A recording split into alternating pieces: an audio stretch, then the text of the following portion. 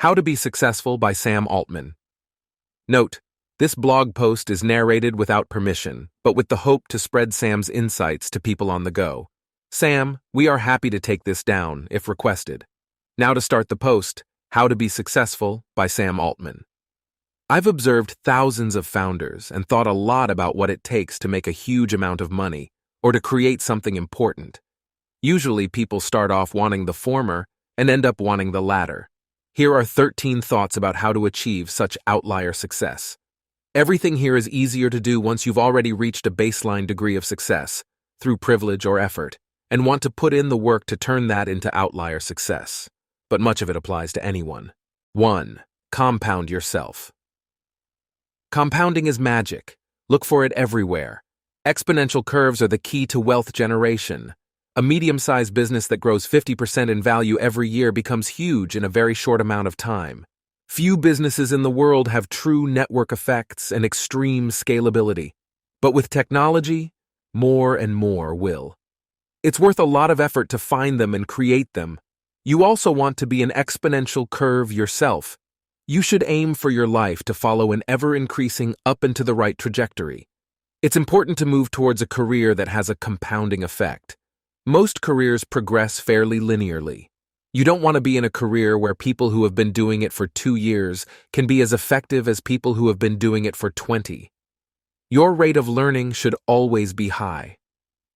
As your career progresses, each unit of work you do should generate more and more results. There are many ways to get this leverage, such as capital, technology, brand, network effects, and managing people. It's useful to focus on adding another zero to whatever you define as your success metric, money, status, impact on the world, or whatever. I am willing to take as much time as needed between projects to find my next thing, but I always want it to be a project that, if successful, will make the rest of my career look like a footnote. Most people get bogged down in linear opportunities. Be willing to let small opportunities go to focus on potential step changes.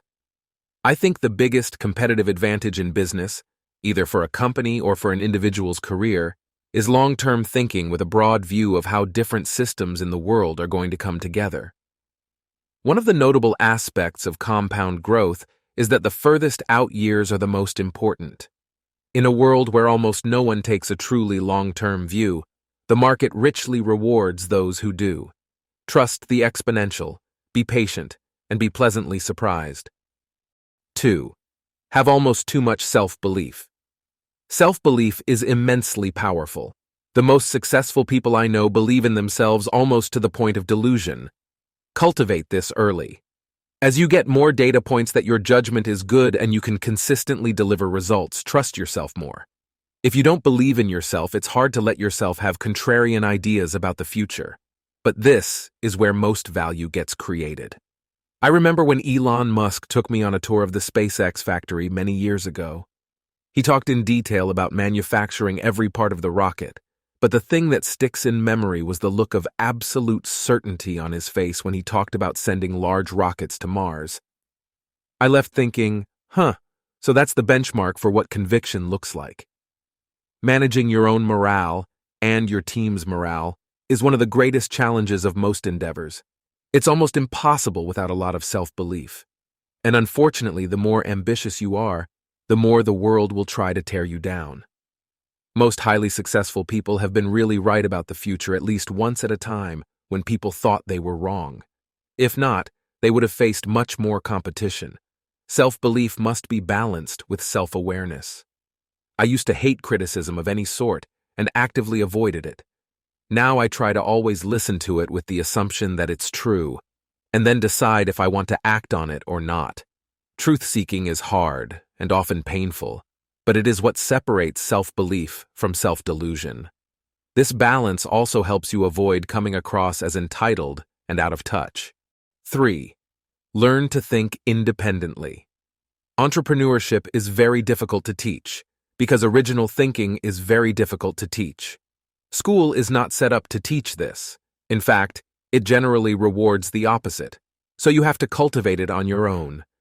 Thinking from first principles and trying to generate new ideas is fun, and finding people to exchange them with is a great way to get better at this. The next step is to find easy, fast ways to test these ideas in the real world.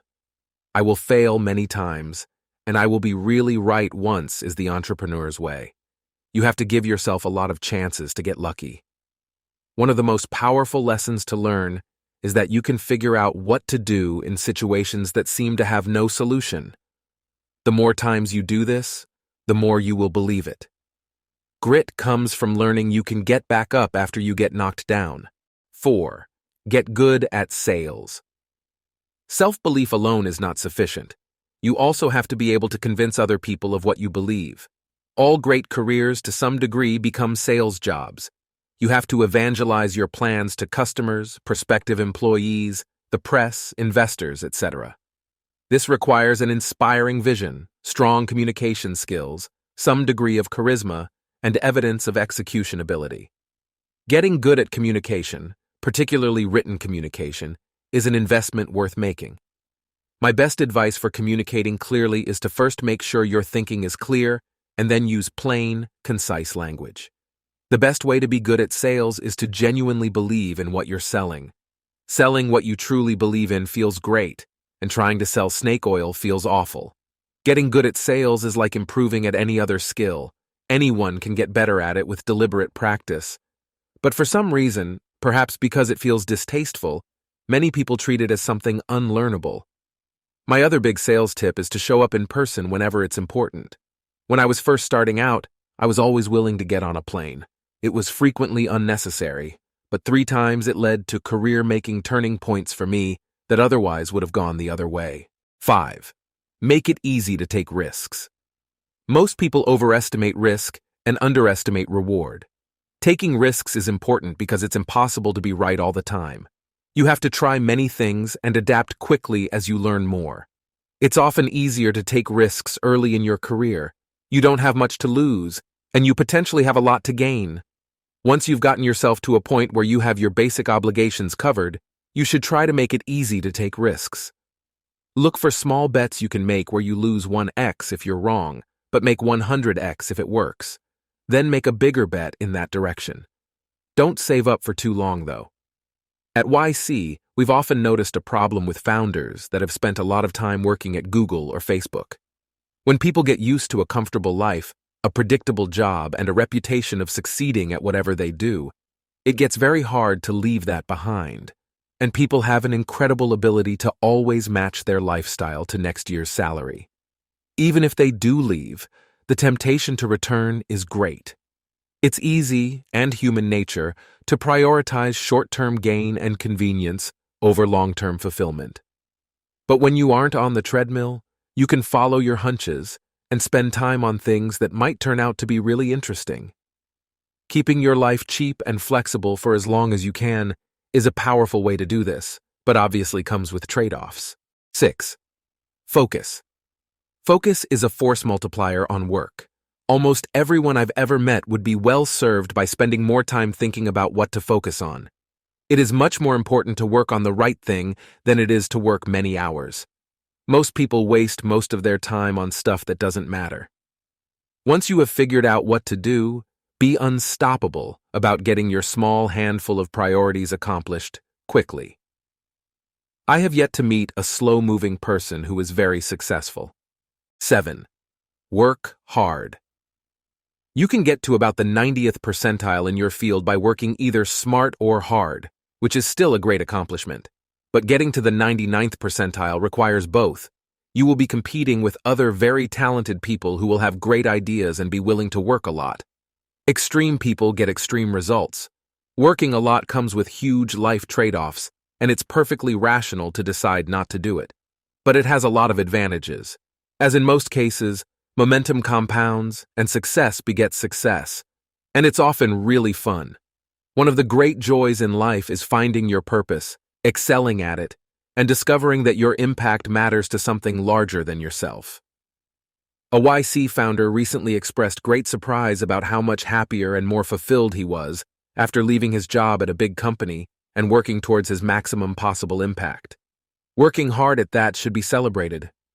It's not entirely clear to me why working hard has become a bad thing in certain parts of the US, but this is certainly not the case in other parts of the world. The amount of energy and drive exhibited by entrepreneurs outside of the US is quickly becoming the new benchmark. You have to figure out how to work hard without burning out. People find their own strategies for this, but one that almost always works is to find work you like doing with people you enjoy spending a lot of time with.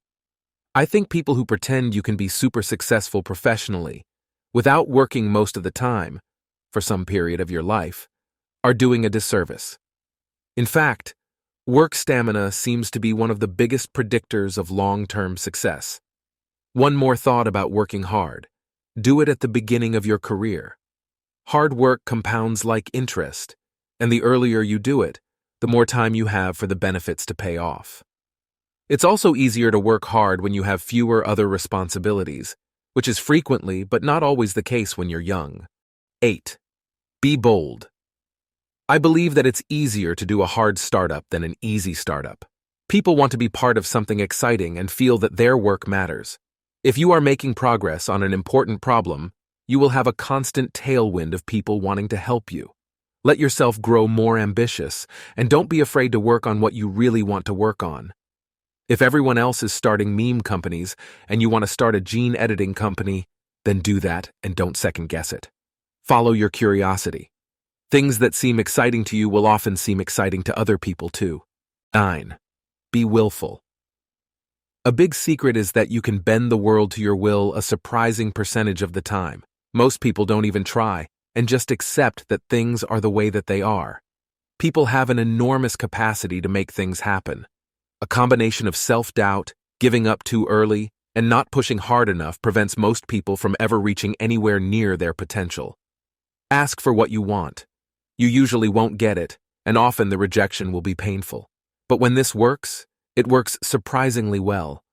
Almost always, the people who say, "I am going to keep going until this works, and no matter what the challenges are, I'm going to figure them out," and mean it, go on to succeed. They are persistent long enough to give themselves a chance for luck to go their way. Airbnb is my benchmark for this. There are so many stories they tell that I wouldn't recommend trying to reproduce.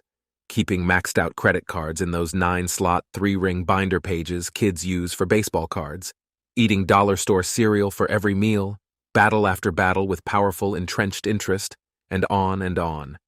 But they managed to survive long enough for luck to go their way. To be willful, you have to be optimistic.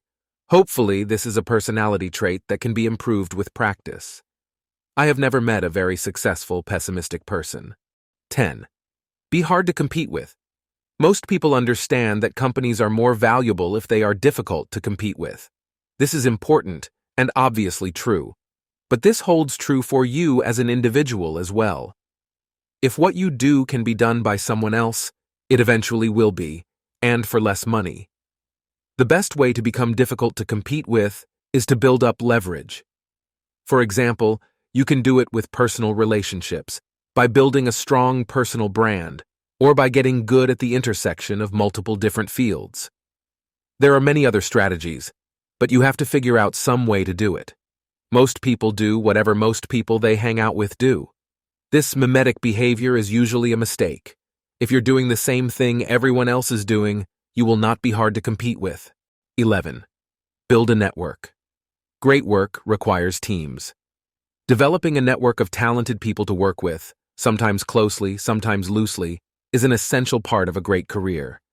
The size of the network of really talented people you know often becomes the limiter for what you can accomplish. An effective way to build a network is to help people as much as you can.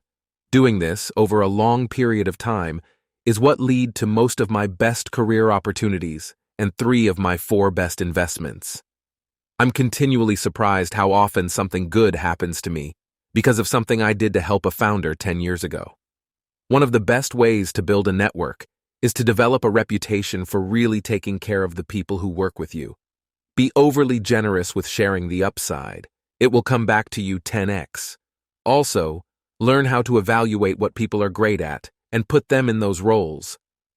This is the most important thing I have learned about management, and I haven't read much about it. You want to have a reputation for pushing people hard enough that they accomplish more than they thought they could, but not so hard they burn out. Everyone is better at some things than others. Define yourself by your strengths, not your weaknesses. Acknowledge your weaknesses and figure out how to work around them, but don't let them stop you from doing what you want to do. "I can't do X because I'm not good at Y" is something I hear from entrepreneurs surprisingly often, and almost always reflects a lack of creativity. The best way to make up for your weaknesses is to hire complementary team members instead of just hiring people who are good at the same things you are. A particularly valuable part of building a network is to get good at discovering undiscovered talent. Quickly spotting intelligence, drive, and creativity gets much easier with practice. The easiest way to learn is just to meet a lot of people and keep track of who goes on to impress you and who doesn't. Remember that you are mostly looking for rate of improvement, and don't overvalue experience or current accomplishment. I try to always ask myself when I meet someone new, is this person a force of nature? It's a pretty good heuristic for finding people who are likely to accomplish great things. A special case of developing a network is finding someone eminent to take a bet on you, ideally early in your career. The best way to do this, no surprise, is to go out of your way to be helpful. And remember that you have to pay this forward at some point later. Finally, remember to spend your time with positive people who support your ambitions. 12. You get rich by owning things. The biggest economic misunderstanding of my childhood was that people got rich from high salaries. Though there are some exceptions, entertainers, for example, almost no one in the history of the Forbes list has gotten there with a salary. You get truly rich by owning things that increase rapidly in value. This can be a piece of a business, real estate, natural resource, intellectual property, or other similar things. But somehow or other you need to own equity in something, instead of just selling your time. Time only scales linearly. The best way to make things that increase rapidly in value is by making things people want at scale. 13. Be internally driven. Most people are primarily externally driven. They do what they do because they want to impress other people. This is bad for many reasons, but here are two important ones. First, you will work on consensus ideas and on consensus career tracks. You will care a lot, much more than you realize, if other people think you're doing the right thing. This will probably prevent you from doing truly interesting work, and even if you do, someone else would have done it anyway. Second, you will usually get risk calculations wrong. You'll be very focused on keeping up with other people and not falling behind in competitive games, even in the short term. Smart people seem to be especially at risk of such externally driven behavior. Being aware of it helps, but only a little. You will likely have to work super hard to not fall in the mimetic trap. The most successful people I know are primarily internally driven. They do what they do to impress themselves, and because they feel compelled to make something happen in the world. After you've made enough money to buy whatever you want, and gotten enough social status that it stops being fun to get more, this is the only force I know of that will continue to drive you to higher levels of performance. This is why the question of a person's motivation is so important. It's the first thing I try to understand about someone. The right motivations are hard to define a set of rules for, but you know it when you see it. Jessica Livingston and Paul Graham are my benchmarks for this. YC was widely mocked for the first few years, and almost no one thought it would be a big success when they first started. But they thought it would be great for the world if it worked, and they love helping people, and they were convinced their new model was better than the existing model. Eventually, you will define your success by performing excellent work in areas that are important to you. The sooner you can start off in that direction, the further you will be able to go. It is hard to be wildly successful at anything you aren't obsessed with. 1. A comment response I wrote on HN. One of the biggest reasons I'm excited about basic income is the amount of human potential it will unleash by freeing more people to take risks. Until then, if you aren't born lucky, you have to claw your way up for a while before you can take big swings. If you are born in extreme poverty, then this is super difficult. It is obviously an incredible shame and waste that opportunity is so unevenly distributed. But I've witnessed enough people be born with the deck stacked badly against them and go on to incredible success to know it's possible. I am deeply aware of the fact that I personally would not be where I am if I weren't born incredibly lucky. Thanks to Brian Armstrong, Greg Brockman, Dalton Caldwell, Diane von Furstenberg, Maddie Hall, Drew Houston, Vinod Khosla, Jessica Livingston, John Levy, Luke Miles, 6 drafts. Michael Moritz, Ali Rogani, Michael Siebel, Peter Thiel, Tracy Young, and Siobhan Zillis for reviewing drafts of this, and thanks especially to Lockie Groom for help writing it.